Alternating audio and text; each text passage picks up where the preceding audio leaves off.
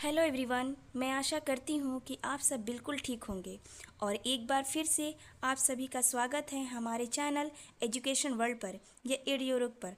तो फ्रेंड्स, ये हमारी डेली करेंट अफेयर्स की क्लास है और यहाँ पर हर दिन most important top 15 current affairs का डिस्कस करते हैं।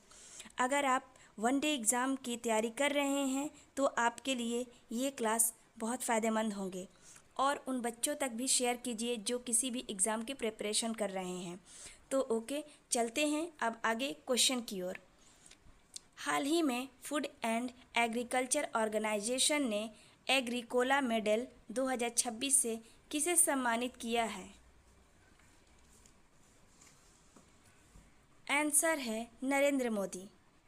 भारत के प्रधानमंत्री नरेंद्र मोदी को ये अवार्ड मिला है। अगर बात किया जाए फूड एंड एग्रीकल्चर की तो इसकी स्थापना 16 अक्टूबर 1945 को हुई थी और इसका मुख्यालय कहाँ है?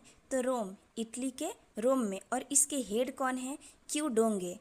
अगर बात किया जाए वर्ल्ड फूड डे कब मनाया जाता है? 16 अक्टूबर को। नेक्स्ट क्वेश्चन की ओर बढ़ते हैं।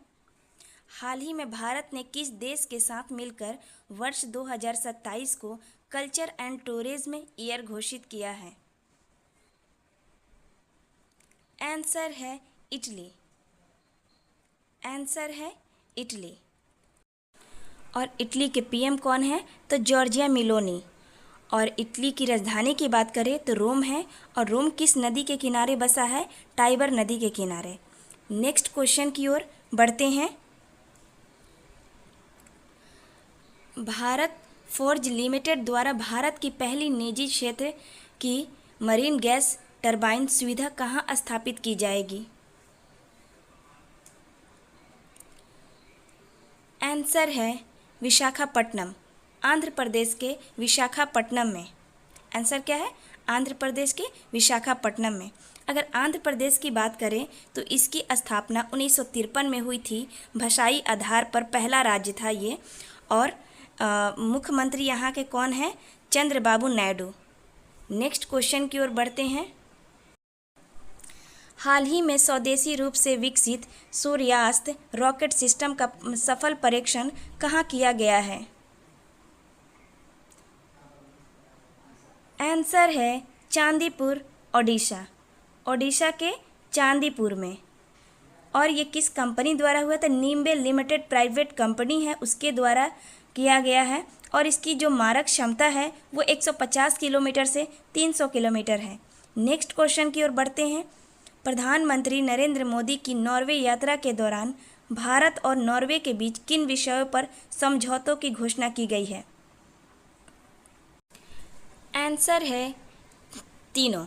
ग्रीन एनर्जी और सतत विकास, समुद्री तट यानी कि मरीन इकोसिस्टम, सी है नवाचार और भूवैज्ञानिक सहयोग। ये तीनों आपका आंसर है। इसमें क्या है कि भारत की तरफ से नरेंद्र मोदी और नॉर्वे के जो पीएम हैं जॉन्स गोहर, ये इन दोनों के बीच में 5 स्ट्रैटेजिक समझौते हुए हैं। ओके, नेक्स्ट क्वेश्चन की ओर बढ़ते हैं। अंतर्राष्ट्रीय जैव विविधता दिवस, international day for biological diversity, हर वर्ष कब मनाया जाता है? आंसर है 22 मई। आंसर है 22 मई। ये यूनाइटेड नेशन ने इसे 8 फरवरी 2001 से में मान्यता इसको दी थी और इसके बाद से ये कंटिन्यू मनाने जाने लगा आपको 22 मई को। और इसकी 2026 में थीम क्या है? Acting locally for global impact. Next question की ओर बढ़ते हैं। मई 2026 में भारतीय राष्ट्रीय कंपाउंड तीरंदाजी टीम का मुख्य विदेशी कोच किसे नियुक्त किया गया है? आंसर है डेव कजिंस। आंसर है डेव कजिंस। ये यूएसए के वर्ल्ड नंबर 1 है। ये लॉस एंजलिस ओलंपिक जो 2028 तक होने वाला है उसके हेड रहेंगे। नेक्स्ट क्वेश्चन की ओर बढ़ते हैं। भारत की पहली 3D greenfield semiconductor facility Assam के किस जिले में स्थापित की जा रही है? आंसर है मेरीगांव। आंसर है असम के मेरीगांव। और इसे कौन डेवलप कर रहा है, बना रहा है? Tata semiconductor assembly and test private limited के द्वारा ये तैयार हो रहा है और इसको 27,000 करोड़ रुपए में इसे डेवलप किया जा रहा है और इसकी जो आधारशिला है 23 मार्च 2024 को पीएम नरेंद्र मोदी के द्वारा रखी गई थी। नेक्स्ट क्वेश्चन की ओर बढ़ते हैं। भारत की पहली चालक रहित ड्राइवरलेस एयर ट्रेन परियोजना को मई 2026 में किस हवाई अड्डे पर मंजूरी मिली है? आंसर है Indira Gandhi international airport. Answer है इंदिरा गांधी इंटरनेशनल एयरपोर्ट। और ये एयर ट्रेन 7.7 किलोमीटर मार्ग पर संचालित की जाएगी। मुख्य रूप से ये एलिवेटेड यानी ऊंचे खंभे पर होगी, जिसमें लगभग आपको 5.7 किलोमीटर का हिस्सा एलिवेटेड और 2 किलोमीटर का हिस्सा जो होगा सतही होगा। नेक्स्ट क्वेश्चन की ओर बढ़ते हैं। मई 2026 में पृथ्वी की सबसे पुरानी दबी हुई वायुमंडलीय हवा किस स्थान पर खोजी गई है? आंसर है एलन हिल्स। आंसर है अंटार्कटिका के एलन हिल्स में।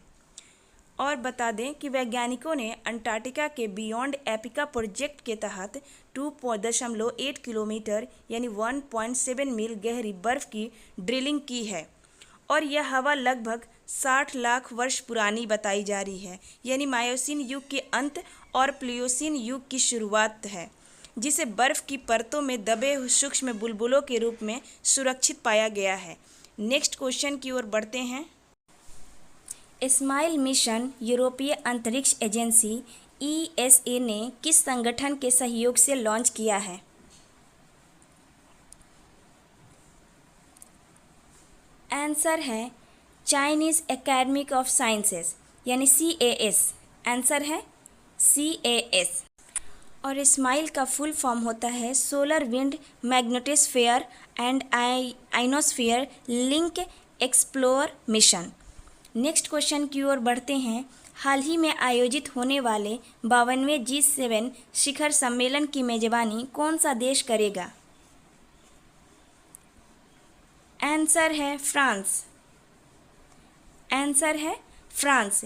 ये 5 से 17 जून 2026 में होगा और ये G7 के जो सदस्य देश हैं इससे कौन कौन से हैं तो यूनाइटेड स्टेट हैं, United kingdom, Canada, France, Germany, Italy and Japan.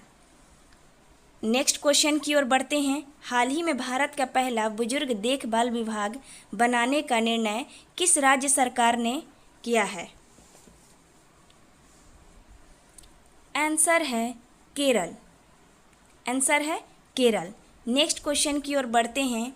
महिला T20 अंतर्राष्ट्रीय क्रिकेट में भारत के लिए सबसे अधिक रन बनाने वाली खिलाड़ी कौन है? आंसर है स्मृति मांधना। आंसर है स्मृति मांधना।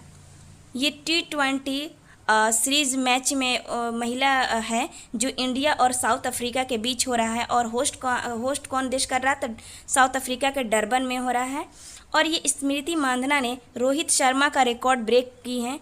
नेक्स्ट क्वेश्चन की ओर बढ़ते हैं। हाल ही में मिस शेक इंडिया 2026 का खिताब किसने जीता है? आंसर है निशिता योगेश अतांकर। निशिता योगेश अंतराकर, इन्होंने ये खिताब जीता है, अपने नाम किए हैं। और ये जो मिस शेक इंडिया जो होता है इसे इंडिया और जापान के रिश्ते को स्ट्रॉन्ग करने के लिए ये किया जाता है और संस्कृति को बढ़ावा देने के लिए एम्बेसडर का चयन करते हैं। ओके, तो ये है, ये किसके द्वारा, किस संगठन के द्वारा होता है तो ये हीरो हमा प्राइवेट लिमिटेड संगठन के द्वारा कराया जाता है। दोस्तों आई होप कि मेरा ये क्लास अच्छा लगा हो, तो अच्छा लगा होगा तो ज़रूर आप like, share, subscribe and share ज़रूर कीजिए। Thank you. Okay, thank you.